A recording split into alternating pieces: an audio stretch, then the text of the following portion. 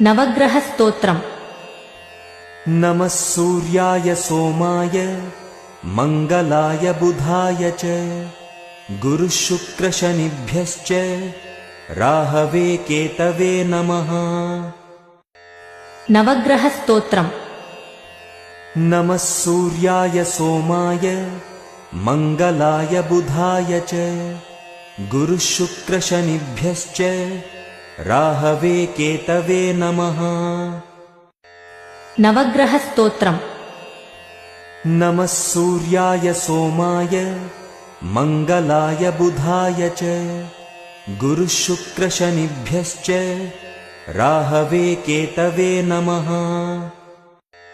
नवग्रहस्तोत्रम्।